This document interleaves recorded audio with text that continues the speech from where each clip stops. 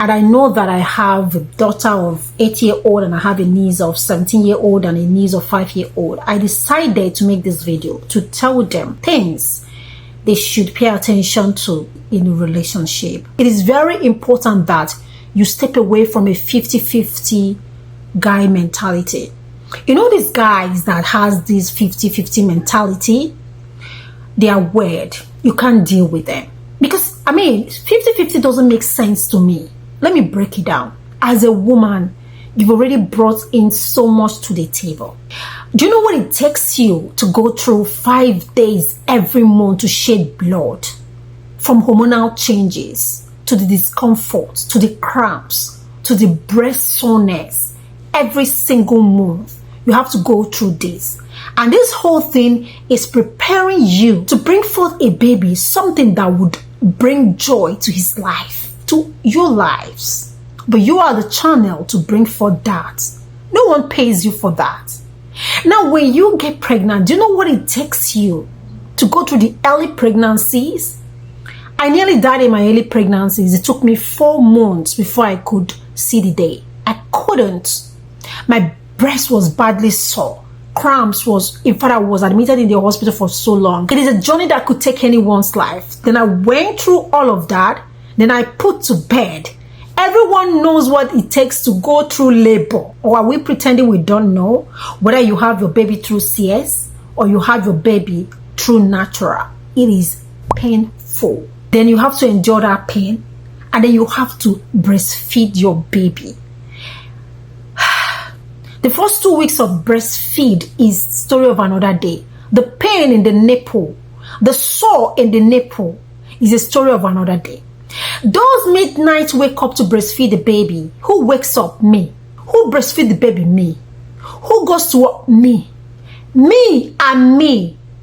The postnatal depression that I go through, me. I mean, why would anyone think of 50-50 when we come together to begin with? It doesn't even make sense in any way, shape, or form. So what I'm saying now is that when you are dating a guy, make sure you have proper conversation, because I mean, he cannot hide himself for months. He's going to show out who he is. If he's the kind that doesn't provide for his family, you will find out. If he's the kind that believes in 50-50, you would find out. You would find out the truth. So, and when you find out this truth, be the judge. 50-50 kind of guys, girl, you have to be careful with these guys. He has the strength to go out to the community and bring in something from the outside and bring it right home. He has testosterone that runs in him. I don't have testosterone. He does. I have estrogen. That's why I menstruate. He can't. So what is he going to do with his strength? How can he match his strength with mine and then come back home and tell me 50-50 when it is clear that we don't have anything 50-50 to begin with? What I do, he can't. What I sacrifice, he can't. What I'm saying is that at every childbirth, I always almost sacrifice my life. Women die with ectopic pregnancy. Ectopic pregnancy doesn't even get to term. Is 6 weeks and thereabouts, and women get implantation in the wrong place and they die if they don't get to know it on time. Life gone is you that die, and they will live their life. They will marry another person and move on with their life. You have sacrificed your life. How is it 50-50 in any way, shape, or form? How? So 50-50 guys rolled out. Don't even go there. Go with a man who knows that he is 100% provider for his home. Even if things does not go wrong, you could support, you could help. But listen, he is the sole provider of that home. I mean, when you guys are together, he doesn't really make sexual moves. Always pay attention, because some of these guys are not really sexually healthy. We live in a world where we eat poorly, and the whole thing affects our body system. Most men don't even gain erection, because you need to be having sex in your relationship. You need to be making love. It has a bond that it brings to both of you. So if he doesn't gain erection and he has poor erection, already you have so many battles to fight, so many demons to fight. Because most times when you guys fight and you need love making, makeup, sex, it's not going to be available because this guy is weak.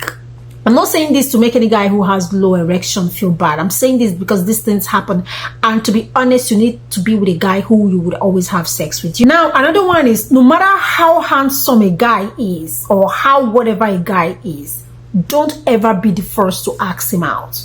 I don't care what society has taught you about modern women, you have to do. Don't be the first to ask a guy out. Don't be the first to always make impressions. Don't always be the first to move, or no. Be in your womanity. Look every good you know you have to look, and don't, for any reason, be the first to ask a guy that you like them. Yeah, when I bring up this topic, women used to say, hey boy, you work for this person, you work for that person. I don't care who it works for. Please, listen. You are the value, right? You should be chased. You should be the asked after. You are. That's what I'm telling you.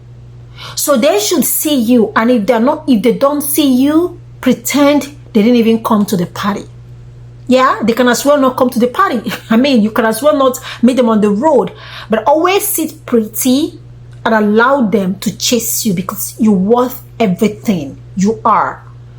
People don't value things they don't work hard for. Allow yourself to be wooed. It is then that you know your value. It is then that they know your value. You are the value. Don't ever forget it. Another one is, you, when you are in a relationship and then you send a message to a guy and you notice that it takes forever for him to respond to that message, it is a red flag. If you send a message to him, maybe you write a lengthy message and he go out telling you things like, okay, head, without being analytical or explaining to you, it is a red flag. You don't have to be with a guy who, when you are with him, you have this sense that you need to perform. No. There's a whole lot of performances that the society demands from you. From your workplace, you perform. From your academics, you perform. There are so many standards of expectations. Relationship should be a place where you come and relax, not to perform. You have to perform to look good. You have to look good, better than Tenna. Tenna is his ex that you don't like, that you feel that he's still admiring. You do not have to be in that space. He has to give you this whole full confidence that you are protected, you are loved, you are secured. Then another part is, don't ever be with a guy who hardly tells you you're beautiful.